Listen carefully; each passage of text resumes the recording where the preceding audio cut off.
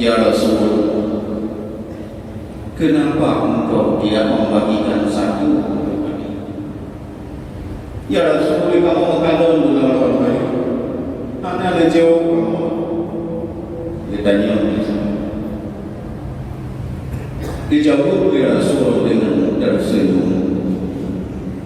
Wahai sahabat, kenapa kamu tidak memberikan satu biji untuk kalian?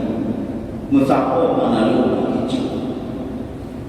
Ternyata jeruk tadi itu rasanya sangat asam. Masam.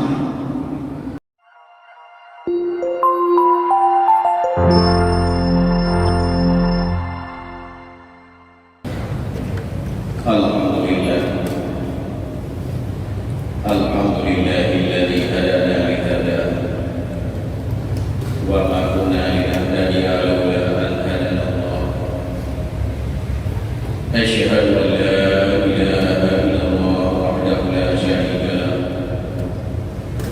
wa asyhadu anna Muhammadar Rasulullah la nabiyya ba'dahu. Allahumma shalli ala Sayyidina Muhammad ibni Abdillah wa ala alihi wa sahbihi wa mawala amma ba'd. Ittaqullah haqqa tuqatih wa la tamutunna illa wa antum muslimun. Rabbi shrah li sadri wa yassir li amri wahlul 'uqdatam min lisani yafqahu qawli. A'udzu billahi minasyaitonir rajim. Bismillahirrahmanirrahim. Wa qul i'malu fa sayarallahu 'amalakum wa rasuluhu wal mu'minuna wa saturadduna ila 'alimil ghaibi wasyahadati fayunabbi'ukum bima kuntum ta'malun. Sadaqallahu alazim.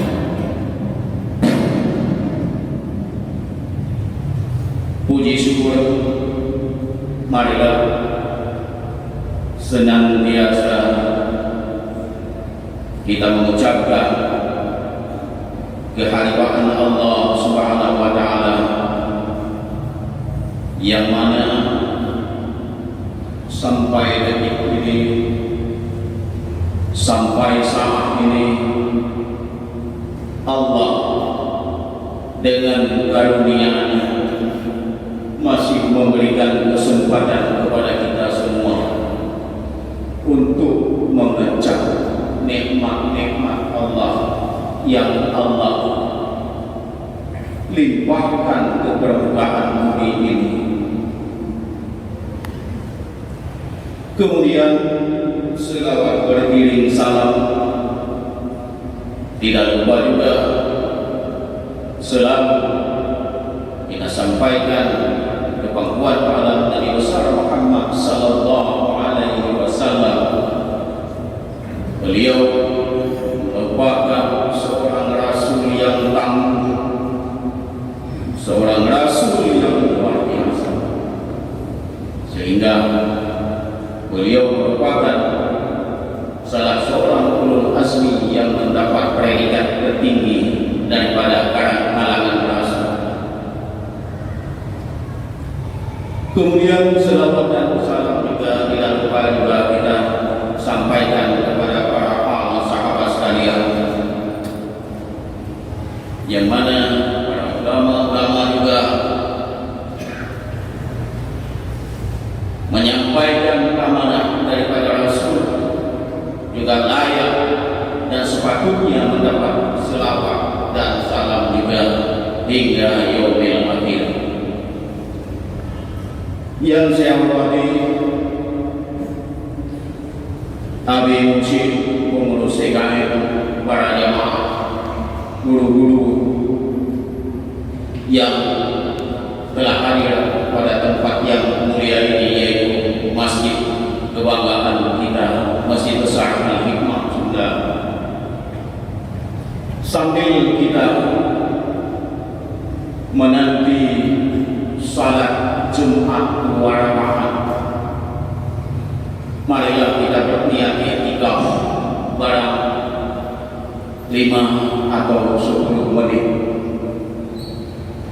mendapatkan pahala itikaf. Kaum muslimin yang dirahmati Allah, sidang Jumat sekalian, khatib ingin menyampaikan pada tausiah sedikit barang 5 menit lebih kurang, yaitu tentang ikhlas. Berbicara tentang ikhlas, tidak terlepas daripada perbuatan-perbuatan, daripada amalan-amalan kita. Dari awal kehidupan kita, dari pertama akhir balik kita, pada waktu itulah diperhitungkan segala amalan. Apakah amalan itu baik ataupun amalan kita tidak baik? Nah, persoalannya yang kita bicarakan sekarang itu adalah perbuatan baik. Perbuatan tidak baik itu sudah jelas, tempatnya adalah tidak mendapat ridha Allah, jelas. Perbuatan maksiat itu jelas, tidak ada tawar-menawar. Sekarang ada perbuatan itu yang kita lakukan, apakah itu baik? Baik menurut kita belum tentu baik di sisi Allah. Maka perbuatan itulah yang perlu kita perbaharui dengan niat yang benar. Kaum muslimin yang dirahmati Allah, dalam kehidupan sehari-hari kita sering, bahkan sholat 5 waktu yang wajib, ada juga sholat sunat, bahkan ada puasa-puasa sunat, bahkan ada sedekah-sedekah sunat, bahkan juga dalam pergaulan kita, dalam perjalanan kita itu juga butuh ikhlas. Jadi bukan hanya pada salat kita ikhlas karena Allah, belum nadani lillahi ta'ala kami.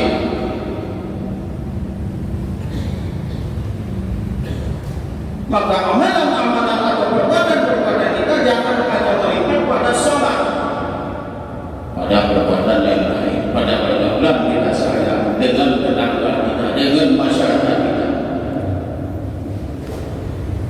Apakah di situ ada ikhlas? Apa yang kita lakukan itu, apakah ada tendensi motif tadi? Nyawa tak buku di kota korok perkenalkan itu supaya kita dipuji. Maaf kaum muslimin yang dirahmati Allah, apalagi sekarang dalam kondisi pemilu.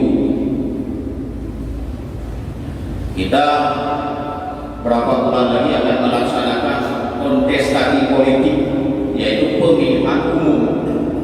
Ini banyak saudara-saudara kita yang maju menjadi caleg, maju menjadi militan.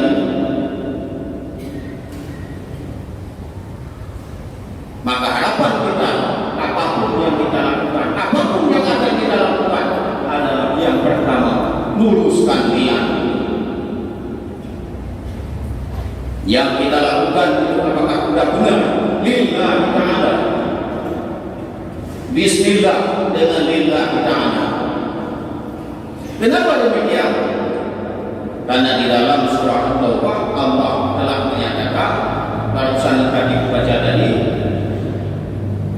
yang artinya katakan oleh wahai Muhammad, i'malu, beramallah kamu, bekerjalah kamu, lakukan apapun, fa sayarallahu amalakum, Allah akan melihat pekerjaanmu. perbuatanmu, Allah akan melihat amalan-amalanmu.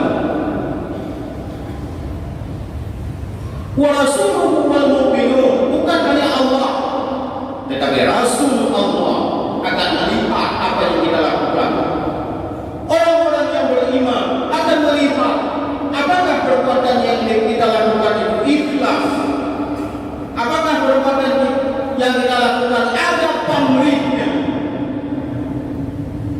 Berbicara masalah ikhlas,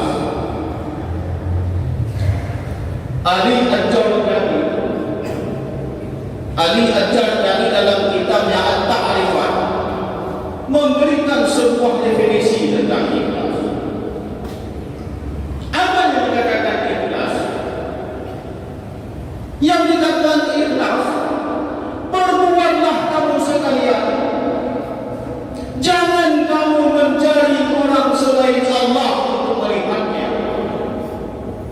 Artinya apa? Artinya perbuatan yang kita lakukan itu adalah bukan lantaran si fulan, bukan lantaran si fulan, bukan karena ingin dihargai, bukan karena ingin dihormati, tetapi semata-mata karena Allah Subhanahu wa Ta'ala.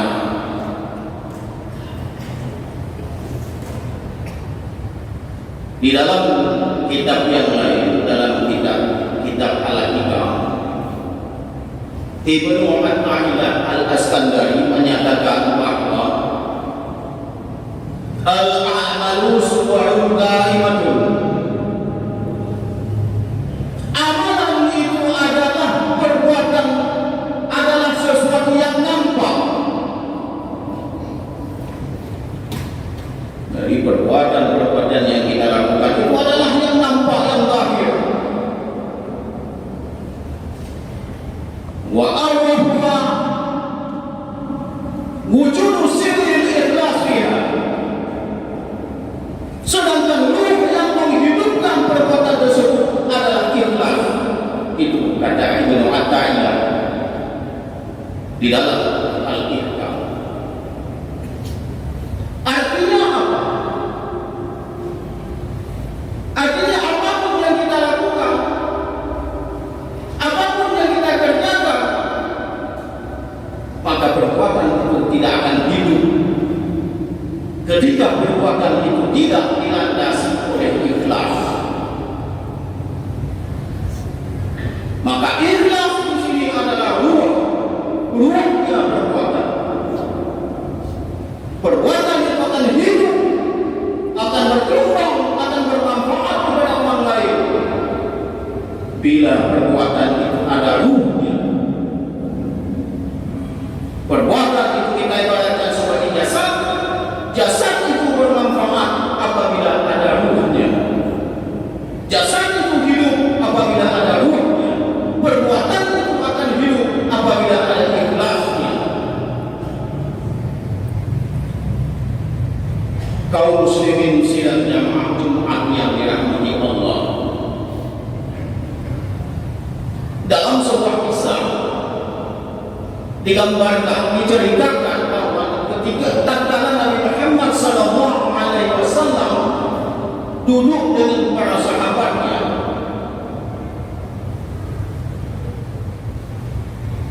ketika itu masuklah seorang Nasrani,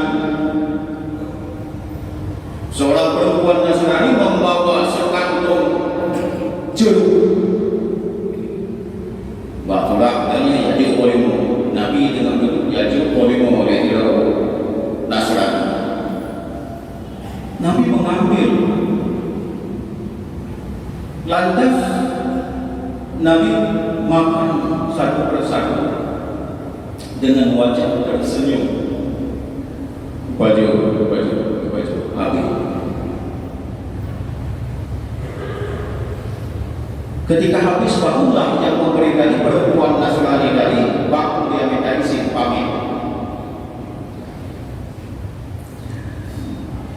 Ketika pamit, seorang perempuan tadi sudah lagi di majelis tempat berkumpulnya Nabi dengan sahabat. Lantaslah ditanya oleh sahabat, "Ya Rasul, kenapa engkau tidak membagikan satu untuk kami? Ya Rasul, kamu mengandung dalam kami. Anak ada jauh kamu. Dia tanya dijawab oleh Rasul dengan tersenyum. Wahai sahabat, kenapa aku tidak memberikan satu biji untuk kalian? Mengapa menaruh hijau? Ternyata jeruk tadi itu rasanya sangat asam. Masangnya. Saya khawatir engkau ketika saya berikan dan kamu makan berasa asam, kamu akan kecewa dan akan memarahi perempuan tadi.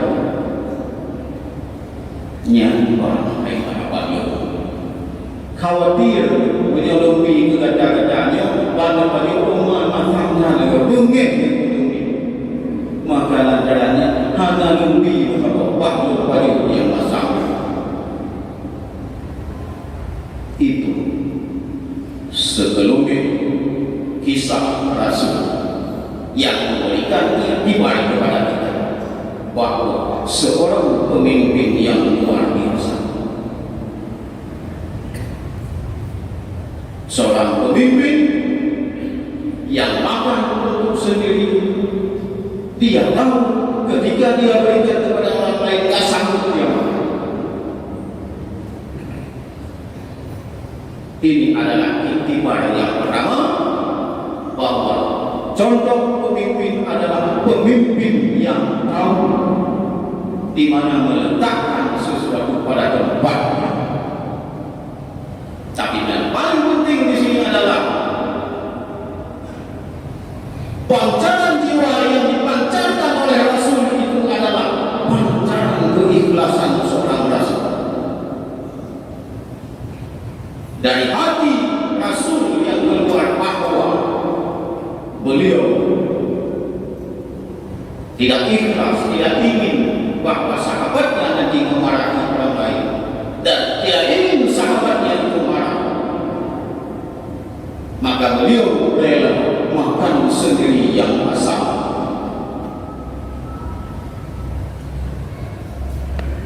Inilah gambaran yang ada di dalam kisah Nabi ketika Nabi memakan buah jeruk yang asam.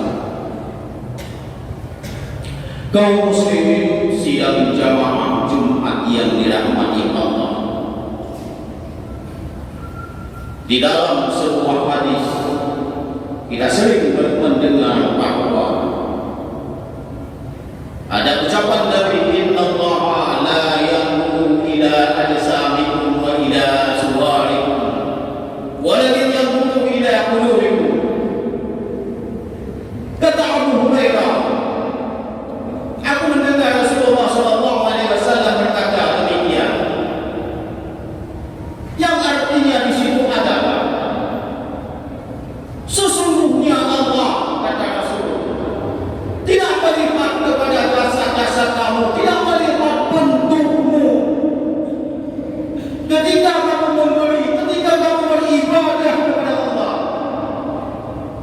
tidak melihat kepada gantengnya, tidak melihat kepada tuanya, tidak melihat kepada mudanya, tidak melihat kepada lelakinya, dan tidak melihat kepada perempuannya. Wala yanzuru ila suwarikum, dan tidak melihat kepada wajah-wajah.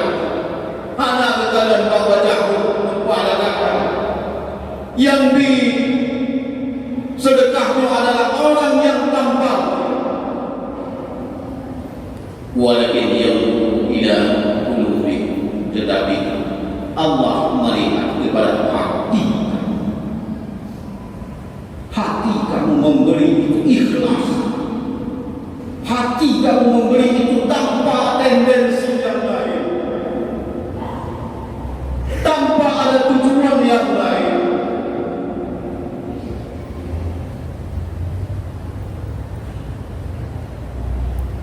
Kaum muslimin sidang jamaah yang dirahmati Allah, Di sini sangat jelas bahwa sesungguhnya amalan-amalan yang kita lakukan itu adalah muaranya yang sangat perlu diperhitungkan adalah di hati, di niat, di keikhlasan.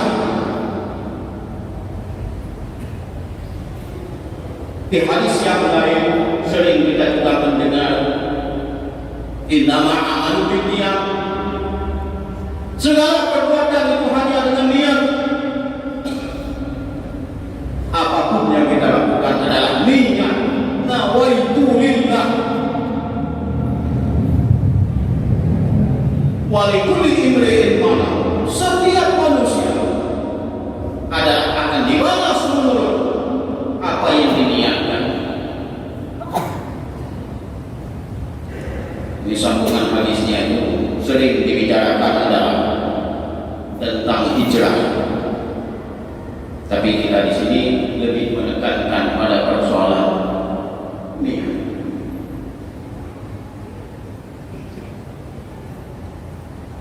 Kaum muslimin yang dirahmati Allah, lebih lanjut Ibnu Athaillah memberikan 3 tingkat orang-orang ikhlas. Yang pertama adalah orang-orang yang bersungguh-sungguh beribadah kepada Allah. Orang yang sungguh-sungguh beribadah kepada Allah dan orang itu meninggalkan sifat riya. Kemudian orang ini mengharapkan balasan daripada Allah. Kenapa Anda salah? Karena perintah Allah. Kenapa Anda salah? Bukan karena si fulan, tetapi karena Allah. Tetapi ada ujungnya, yaitu mengharapkan supaya Allah memasukkannya ke dalam surga Allah dan menjauhkannya daripada neraka Allah. Ini yang pertama. Kemudian yang kedua adalah orang yang beribadah kepada Allah karena cinta kepada Allah.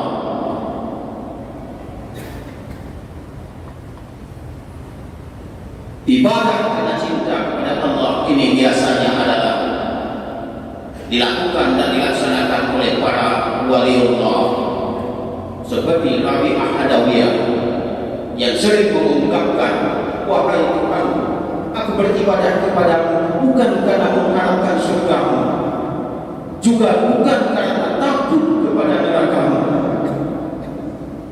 Dan banyak kalangan sufi yang lain yang cara beribadahnya demikian. Kemudian yang ketiga adalah orang yang beribadah karena ma'rifat Allah, mengenal Allah. Artinya orang yang ma'rifat Allah ini orang yang memahami segala perbuatan-perbuatannya itu adalah kehendak Allah. Ibadahnya adalah bukan usahanya sendiri, tetapi itu adalah iradah dan kehendak Allah. Itu adalah perbuatan Allah.